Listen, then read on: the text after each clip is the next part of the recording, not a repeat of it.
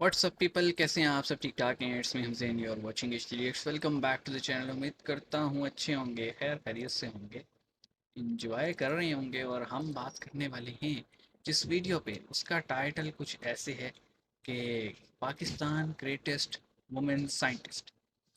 तो आईएमएल से है और साइंस की बात हो रही है और वुमेन की बात हो रही है और ग्रेटेस्ट की बात हो रही है और पाकिस्तान की। चारों बातें आपस में मिल बैठ नहीं रही। बहरहाल हम वीडियो देखेंगे फिर ही कोई बात कर सकेंगे इस पे। तो अगर आप चैनल पे हो नए तो सब्सक्राइब कर लो, बेल आइकन प्रेस कर लो, वीडियो को शेयर कर देना, क्योंकि हमारी पता नहीं यार हमारे साथ ही क्यों होता है कि कुछ रीच सही जा रही होती है और एकदम से धड़ाम रीच ख़त्म। बहरहाल शुरू करते हैं 3 2 1 एम। रामचंद्र कह गए सिया से ऐसा कलयुग आएगा, 100% रेगिस्तान भी बाढ़ में ढह जाएगा। दुबई में मंदिर बन गया तो सैलाब आ गया वहाँ पर। दीदी वाह दीदी। हाँ, चर्च भी बन रहा है, इसको शायद किसी ने बताया। मैं तो नॉर्मली जब सैल्यूट करता हूँ दुनिया भर के लोगों को, मैं एक हाथ से सैल्यूट करता हूँ। पाकिस्तानियों के लिए मैं कह रहा हूँ मैं दोनों हाथ से सैल्यूट कर रहा हूँ। ये साहब तारीफ कर रहे हो, ठोट मार। सैलाब आ गया वहाँ पर। अब पाकिस्तानी जो मर्जी, मतलब मैं क्या कहूँ, बकते रहे जो बक रहे कि भाई ये उनके मंदिर की वजह से ऐसा हुआ। तो ये तो मतलब ग्लोबल वार्मिंग का नाम सुना? नफरत है 47। Oh yes, yes, yes, yes, yes. You are right. आज हम जो है पूरी दुनिया के सामने मजाक बन गया है कि पाकिस्तान के अंदर कॉमेडी जारी है। मेरे तो एल लग गए। दुबई में बारिश का 75 साला रिकॉर्ड टूट गया है। बहुत बुरी वहाँ पर बाढ़ आई है कि पूरा का पूरा दुबई इस वक्त डूबा हुआ है। पूरे साल की बारिश 24 ऐसे कह रहे हैं डूबा हुआ है भाई, उन्होंने क्लीन आउट भी तो कर लिया है, ये भी तो देखो। सुनते जाइए। अब इसमें यूएई को और दूसरे देशों को जो आसपास के हैं, ये सबक मिल रहा है कि हमें इंफ्रास्ट्रक्चर अपना अब इस हिसाब से बनाना है कि पानी की निकासी हो। सही बात है। अब आसमानी कौम की महान रिसर्च देखो आप कि जलजला यानी कि भूकंप, अर्थक्वेक क्यों आता है। कान खोल कर सुनो। जमीन के नीचे वो बैल खड़े हैं, जब वो बैल अपना सींग से वो चेंज करते हैं जमीन को तो जलजला आता है या जमीन हिलती है। जमीन के इस नीचे बैल मुश्किल की खड़े। घड़ी में ये नया पाकिस्तान ने बोला है कि हमें चाहिए मदद। आपदा में अवसर देखने वाला ये सबसे बड़ा खिलाड़ी है दुनिया का, शहबाज शरीफ। जबरदस्त जबरदस्त कुछ भी हो जाए, इसको बारिश मौका आ लग गया जाए, कि किस तरीके से कटोरा लेके शेख पहुंच से कुछ जाता है। पैसे ऐंठ लूं। इसने फोन कॉल कर दिया शेख को। बड़े खतरनाक लोग हैं। देखिए, हमें तो अपने पाँव पे खुद खड़ा होना चाहिए। कर्जा कितनी देर तक लेंगे? 75 साल से तो हम कर्जे अब में हम ही चल कर्जा रहे नहीं हैं। लेते, अब हम भीख सबसे मांगते। पहले घबराना नहीं है। बड़े दिन बाद गाना लगा है।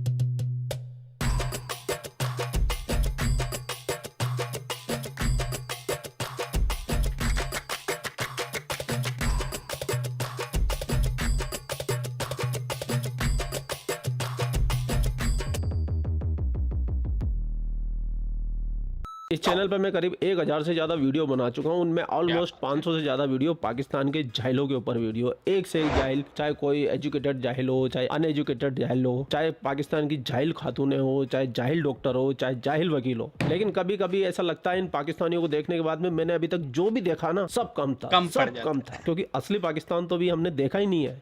और सुने तो भाई साहब, आज सीट की पेटियां बांध लीजिए। आज आपके सामने ऐसी खातूनें पेश है जिनको देखने के बाद में जहालत भी है ना, जहालत सुसाइड कर लेगी। क्या बात कर रहे हैं बाबा? तो बिना देर के चलते हैं पाकिस्तान। चलो भाई।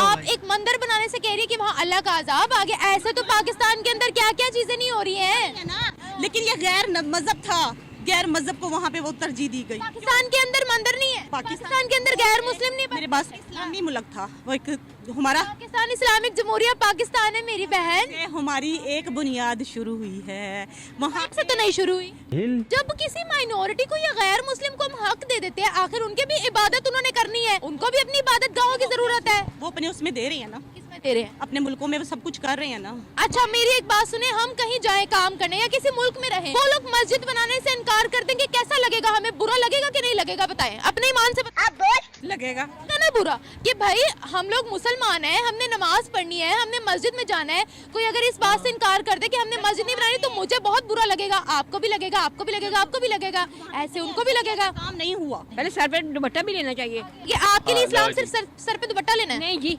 फिर ये जरूरी नहीं है कि सर पे दुपट्टा, लेकिन जब हम इस्लाम की तबलीग शुरू करते हैं तो पहले सर पे दुपट्टा। मैं तो अभी तबलीग की बात नहीं कर रही, मैं तो दुबई की बात कर रही हूँ। दुबई को छोड़े, पहले अपने पाकिस्तान की बात करें ना। दुबई को छोड़े आप। बात ये हो रही थी कि दुबई में आया सैलाब, हम उनसे मदद चाहते हैं, अभी उनको मदद की जरूरत है, हम उनसे मदद क्यों चाहते हैं बताएं मुझे। पहले तो अब दुबई के हालात खराब होने, पहले तो उनके पास एक्स्ट्रा माल था ना। क्लाइमेट चेंज है ये, कुछ है ही नहीं तो हम उनकी मदद कैसे कर सकते हैं। तो सैलाब में डूबे हुए हैं, हम तो वैसे ही डूबे हुए हैं। पूरे सोशल मीडिया पर यही चल रहा है कि वहाँ अल्लाह का अजाब आया है। इस्लाम के अंदर चोरी भी गुनाह है, झूठ बोलना भी गुनाह है, हराम भी गुनाह है।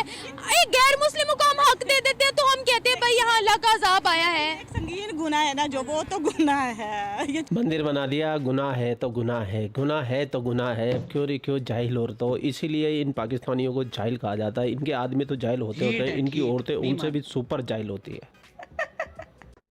अच्छा जी, हमने देख लिया और बात सीधी सी है, वही दुबई की बारिशें और फिर उस पे जो एक ट्रेंड चला था कि दुबई को लेके कह रहे हैं कि अल्लाह का अज़ाब आ गया, पता नहीं क्या हो गया। बहरहाल शायद अभी तक इन तक ये न्यूज़ नहीं पहुंची कि जनाब वही जो दुबई का जो मंदिर है जहाँ ये सारी डिस्कशन चल रही है, उसके साथ एक चर्च भी बन रहा है अब 10 एकड़ ज़मीन पे। तो जब वो न्यूज़ आएगी फिर तो बिजली बन के गिरेगी इन औरतों पे।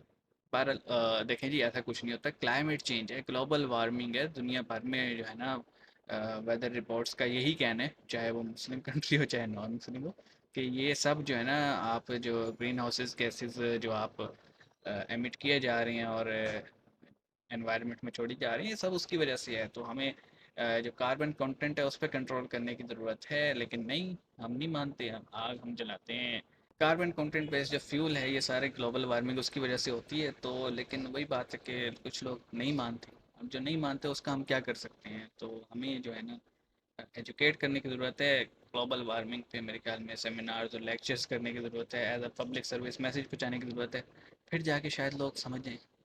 इस पर आप क्या कहेंगे, कमेंट सेक्शन में बताइएगा। हम मिलेंगे, अपना ख्याल रखिएगा। सी यू।